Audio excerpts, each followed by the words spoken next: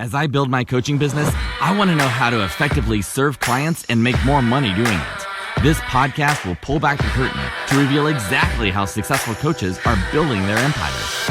Join me as I engage with top coaches from all over the world to discover their secrets. No theatrics and no theory, just real life strategy. My name is William Winterton, and this is Coaching Success Radio.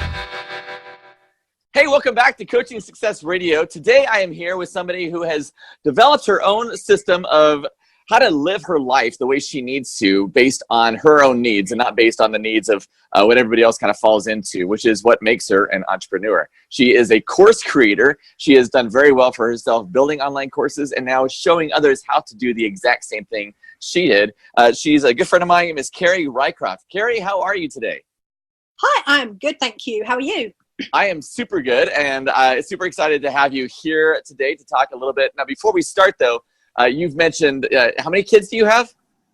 4. And how many pets do you have? Well, 9. So, yeah, 9-ish. The adult to children and animals ratio in this house is really messed up. There's basically me, 4 kids, and 9 or 10 animals, depending on which ones you count. Yeah, we've got horses, cats, all kinds of fun. Oh man, that's awesome. That is so cool. So tell me a little bit about what your story is, your background, before we get into what it is that you do. Yeah, so I started off in the corporate world like most people, doing corporate techie IT stuff, and soon realized that wasn't really for me. When I had a number of children, it just became too unsustainable. So I really randomly got out of working in IT and set up a magazine company, as you do, with no experience in running a magazine company whatsoever. I just found a niche in the market and thought, I really want to fill that gap. I'm going to create this magazine. So that kind of took off a lot quicker than I was expecting. And I ended up with 25 full-time staff, 20 monthly magazines on sale around the world, like £3 million business. It just like exploded really, really quickly. And then it disappeared just as quickly. We ran out of money. It was a big disaster. The business ended. And at the same time as the business ended, I left my husband of 16 years. So kind of within 3 months, I went from having everything to just being on my own with 4 kids and going, oh, okay, that was tough. So we had a really tough couple of years where I did whatever jobs I could do. So I did some copywriting, I did a bit of web design, I did a bit of consulting. I just kind of did whatever I could do. I was very much, I will never run a business again. I will never let any of myself fail in that way again. I was quite hurt by it all and just sort of hiding and keeping my head down and just surviving, I guess, really. And then I went to work for a social media agency in London, and I hadn't realised, you know, when you have skills that you kind of are natural skills and you haven't gone to university to learn them and you haven't been taught them, you don't always value what they are. So when I went to work for the social media agency, they were so impressed with the fact that I'd built this £3 million company on social media. I found all my customers on social media before Twitter and Facebook were even invented. We were on old Yahoo lists and industry forums to find customers. And I realized that actually that was a skill that was worth something. So I worked for a social media agency for a while and then set up my own social media agency. But that didn't give me the freedom that I wanted. You know, when you set up a business and you're like, yeah, this is going to be great. I'm not going to have a boss. I can do my own thing. And because we were doing people's social media for them, I was basically at my desk all day, every day, having to run people's Facebook ad accounts and, you know, post on Twitter, Instagram, LinkedIn for them. And it didn't give me the lifestyle that I wanted. I still wasn't able to drop the kids off at school or pick them up or go to, you know, class assemblies or all this millions of things that kids have on. And I was quite frustrated that my freedom business that I'd set up was like a corner. I'd penned myself into a corner where instead of having one boss, I had like 10 clients who were just as annoying as one boss.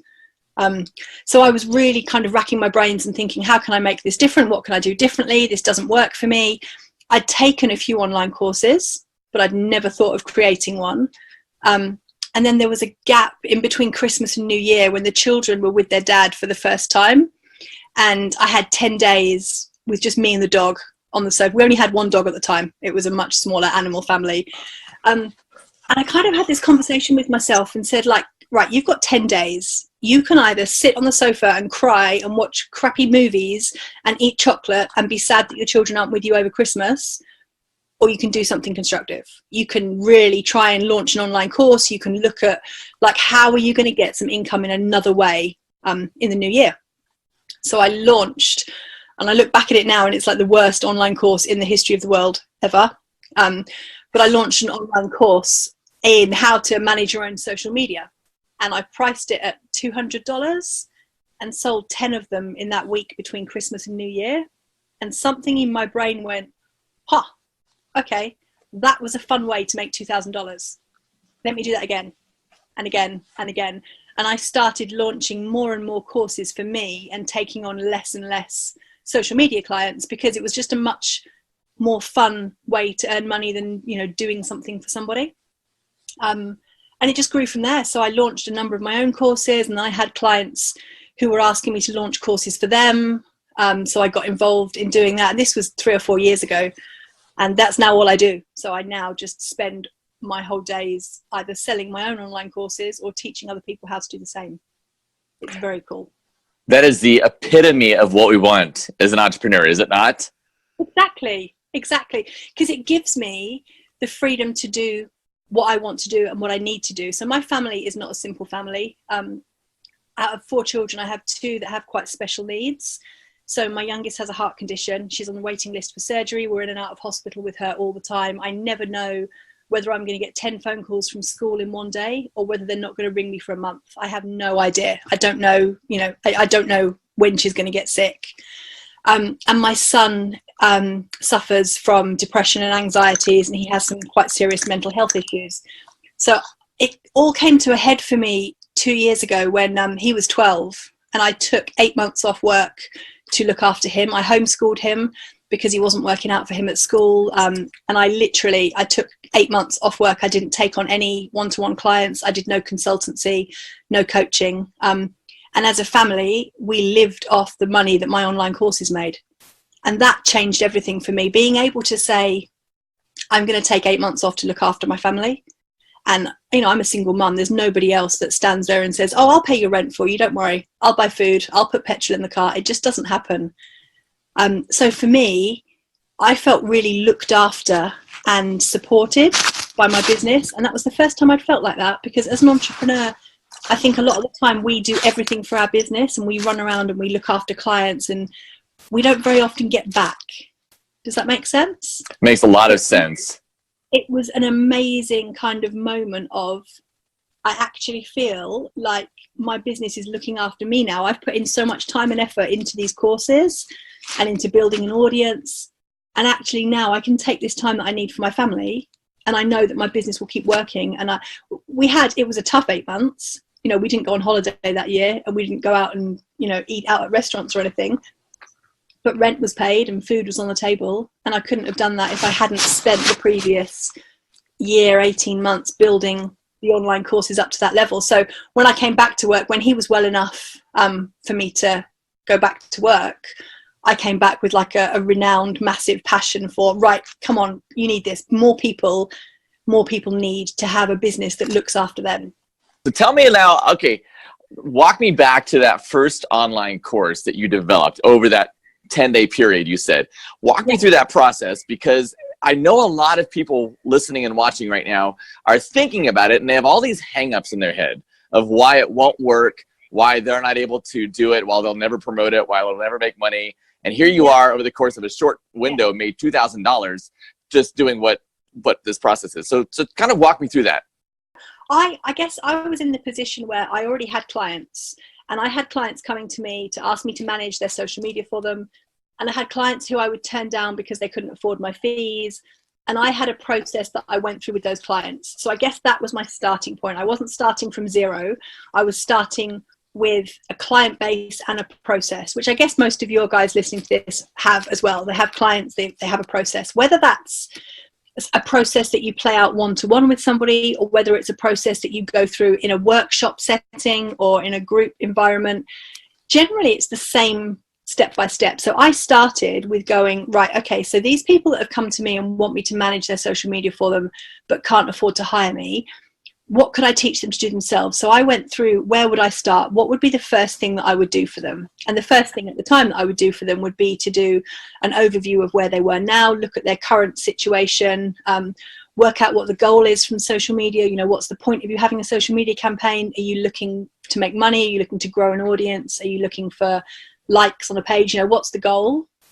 Then I would look at what platforms they were using. I would look at their ideal client, understanding who they were targeting.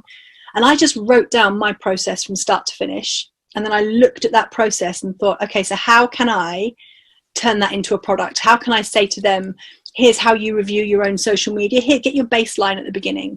And then here's how you understand who your ideal client is. I went back through loads of calls that I'd had with my clients and lots of questions that I'd asked them and things that they'd said to me, and used that as content. And then I did, it was so basic, like so embarrassingly basic when I look back at it now. But I basically recorded a video for each module. There was about 8 modules. I recorded a video for each one, and then I did a transcript of the video and had that available as a PDF download. And I put it in a Dropbox folder. And when people bought the link, they were sent the link to the Dropbox folder that had a folder called Start Here with a welcome video, and then a folder called Module 1 where they watched that.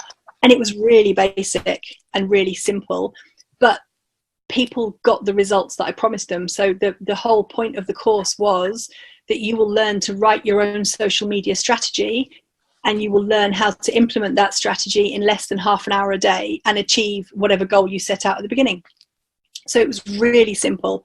And I think that's the biggest thing that people need to take away from this is, whatever you think you're going to teach somebody in an online course, once you've written down your content, you then need to take about 80% of it away, because we overcomplicate it. As entrepreneurs, we want to give everybody everything, and actually that overwhelms people and it makes them stop and go, actually, I don't want to do this. This isn't working for me. Make it really simple. People want the result that they're going to get. They don't care about the online course. I say this to my clients all the time. People don't buy online courses. Nobody cares about your course. They care about the result that you're going to get for them. That's all they care about. And if you can get that result for them in 3 hours of videos and worksheets, why would you want to make it 20 hours of videos and worksheets? You don't have to prove that you're an expert. You don't have to, give them all this extra stuff just to make yourself feel like you're giving them more value. Get them the result they want as quickly as you can.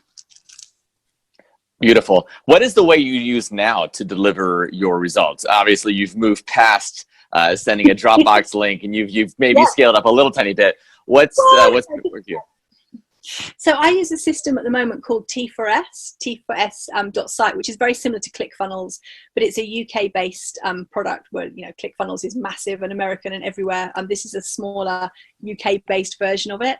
And it allows you to build a sales funnel, and then it automatically takes people through to a membership area. So when you click buy now, you go through to a membership area where you'll have a username and password, you'll log in, you'll watch the videos in order.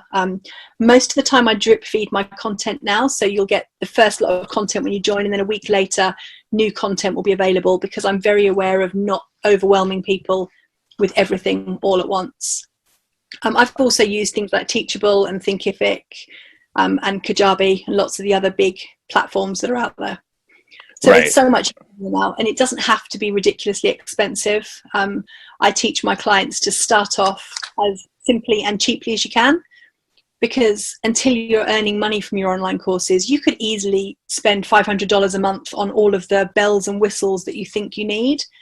But actually, you don't really need any of them. You can just start really simply, make some money. I teach people to sell the first 10 places on a course. Make some money, prove your point, sell 10 places organically without spending money on ads. Just get out there, put the legwork in, sell those 10 places, and then you've proved the concept. And then you can get testimonials, and then you can go and spend money on fancy, swanky, membership platforms. But you don't need to do that at the beginning. And I think that's another hang up. That's another thing that stops people from creating a course, that they think, oh my God, it's going to be so expensive and I have to spend all this money. You don't. Just keep it really simple. Just keep going back to who is your ideal client and what result do they want. That's all you need to know. What are some of the more interesting courses that have been created that either you have done or your clients have done, aside from the I want to make money or I want to lose weight? Do you have anything that's really like kind of like very out of the park? Like, where did this come from? Yeah, my favorite one ever. My favorite, because as coaches, we all go into sales calls kind of, and you start to talk to somebody and you get an idea in your own head about whether their idea is a good idea or, or how it's going to go. And I was speaking to a woman on a call once who had this amazing idea that she wanted to create an online course for. And as I was listening to it, I was thinking, oh, okay, this is the weirdest thing I've ever heard of. Okay, I have no idea how this could work. So she created an amazing course teaching Swiss German speaking people how to speak Japanese. Okay. That's awesome. Switzerland is a tiny, tiny country in Europe. It's tiny. It's really, really small. Swiss German is only spoken by a small percentage of that tiny country. It's not a written language. It's just a spoken language. You can't write in Swiss German because it doesn't exist. You can only speak it. She was Swiss German and her husband was Japanese, and she was so passionate about Japan. She wanted to teach everybody how to speak Japanese. And she did amazingly well. She made $10,000 the first time she launched this course, and she's gone off to build a whole business around it. And as she was talking to me, in the back of my mind, I was thinking, you want to teach the smallest country and the smallest niche of that tiny country how to speak Japanese? That's random. But she was so passionate, and she knew her ideal client so well, and she knew her market. Yeah, that was brilliant. And I've created like loads of other courses, but that one always sticks in my mind as that's just the weirdest. That is crazy. Well, if you think about it, like, what's her competition? I mean, you got Swiss, German people speaking French. I mean, like, now she can branch off. She can do like the whole Rosetta Stone of. I know. And that's awesome. Yeah, she had a lot of people that wanted her to do an English version, so to teach English people how to speak Japanese, and she wouldn't do it because apparently, I know way more about Swiss German language and Japanese language now than I ever thought I would, but apparently they're very similar in tone and in the way you pronounce the words and things like that. So she never branched out to do an English one. She just stuck with what she did best and turned it into a business, which is fantastic. That's brilliant. That's what we all want, isn't it? To find that niche when nobody else is doing it and jump in there and make some money. So you're now doing this and you're helping other people build their own coursework based on the success that you've had. I have to ask the question, you are helping others build their coursework through a course that you created, or is this through one-on-one coaching, or how do you actually instruct them through your process? So we had, up until 3 weeks ago, we had two main products that we were selling, and now we've merged them into one really weird hybrid product which works amazingly well. So we had a done for you service where my team and I would literally do everything for you. We'd have a kickoff call with you at the beginning.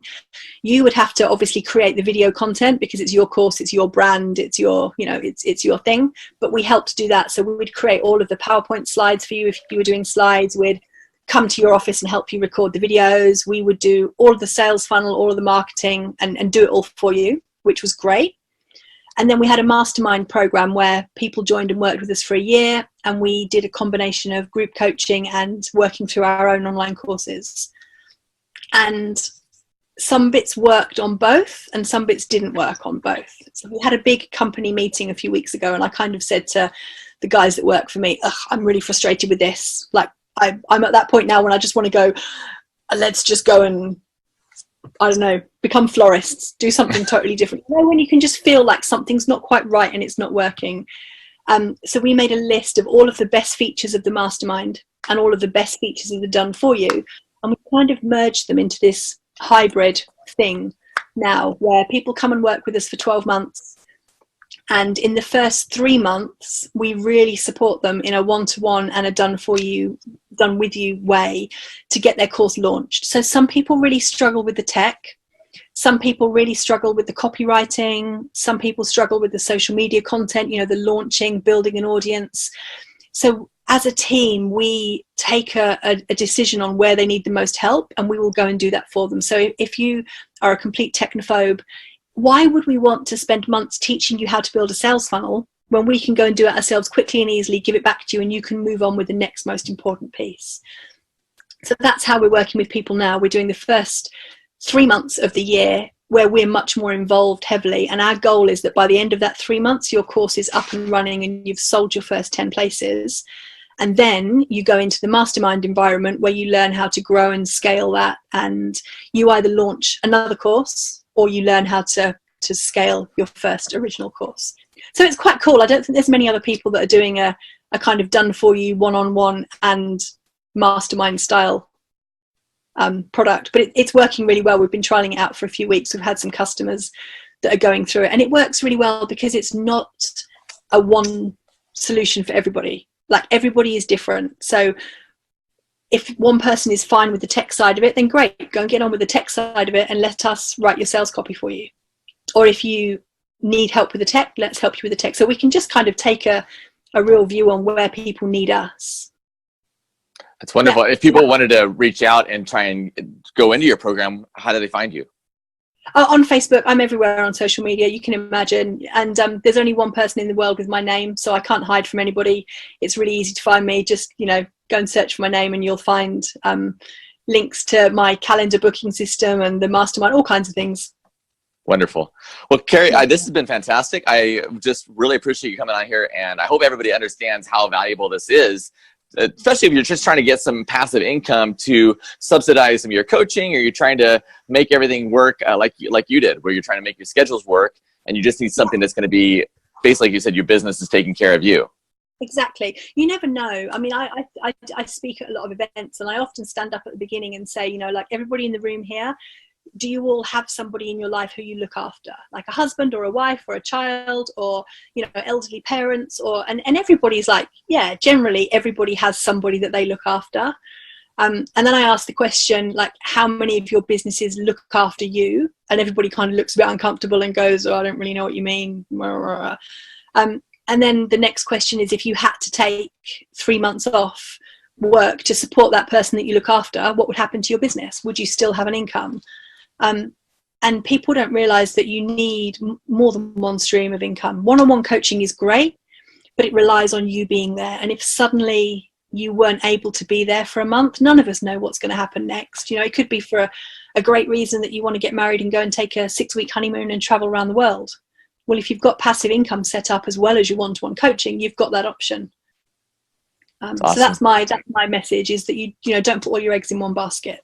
Because if you have that knowledge in your head to coach one-on-one with clients, why not take that? Just take that same knowledge. You're not doing anything different. It's the same knowledge in a different format. You can reach more people, and it just adds a whole extra stream of income to your business. So yeah, it's my real passion, is getting people to think about it, because it's not right for everybody, but everybody should at least consider it and think about it, and then make the decision as to whether it's something they want to look at doing. I agree. I'm a big advocate for passive income. I think no matter how much you're making in your business, having something coming in, whether you work or not, you just can't replace that. No, exactly. And you can choose to do whatever you want to do with that time. Like I say to people all the time, I'm not necessarily going to tell you that I'm going to bring more money into your business, but if you can, if you can make $10,000 a month and not have to go into the office and not have to work 40, 50 hours a week for it, what would you do with that time?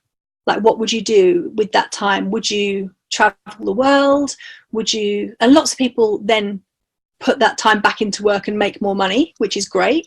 But some people would say, well, actually, I would volunteer, or I would take 2 days off and, take my children out of daycare and look after the children. Or it just opens up a whole other question in your mind. Is like, if I could give you back 30 hours a week, what would you do? Like, what impact could you make on the world with that extra time, when you don't have to do one-to-one coaching with clients? You've already got that $10,000 a month or whatever it is you need coming in. Your bills are covered, everything's covered. Now what do you do? What do you do with that time? And that's a really interesting question to ask people, because it makes them think. Awesome. Yeah, I would challenge your listeners to answer that question. Let you know what they would do with that time. I think it's something that kind of gets you stirred up and gets you thinking about the possibilities. And yeah. I totally agree. I think you guys should just take a listen to that and just think for yourselves, what else is there for you besides the coaching business you've set up, and how much further your reach can actually go. If you're not interested, I know a lot of people get this real sense of like, well, I'm not really interested in the money. The money is just what's going to amplify your time, or it's going to amplify your ability to serve or your ability to give back. So if you end up saying, well, I'm not really interested in the money. That doesn't sound that attractive. What about your time? Just like Kerrie was saying, what if you actually had 30 hours a week additional? What would you do with that? What would be the benefit to the world? Yeah. And they've been some of my favorite clients to work with, is the clients that come to me at the beginning and say, I don't need an online course. You know, I earn $9,000 a month and it's great. And I don't need any more money and I don't want any more money. And then we delve down into it and they're putting in like 50 or 60 hours a week to get that money. And then after 6 months of working with me, they're earning that money and they're working maybe an hour a day. And that's the change. It's not always about making more money. It's about the time. Like, what do you choose to do with that time? I chose to make more money with that time. So I chose to, to work with that extra time. But I also chose to have horses and spend time, with the children and take them all to school in the morning and pick them all up from school at night. That's really important to me. And I've built my business to allow me to do that. So yeah, it's awesome. Good. Thank you so much for joining me today. I don't want to take any more of your time, but oh my gosh, what a wonderful conversation. Yeah, thank you for inviting me. It's been great to speak to you. Wow, that was awesome. Thank you so much for tuning in and checking us out. New episodes are coming out every few days, including lots of conversations with massively successful coaches sharing their secrets with you. So be sure to subscribe to our podcast and YouTube channel so that you don't miss out. And if you're looking for a way to start making serious money from your coaching, you need to check out my free training. It's at williamwinterton.com. I lay out the step-by-step on how to start making 5 figures a month in the next 60 days. Check it out, williamwinterton.com. I'll see you next time.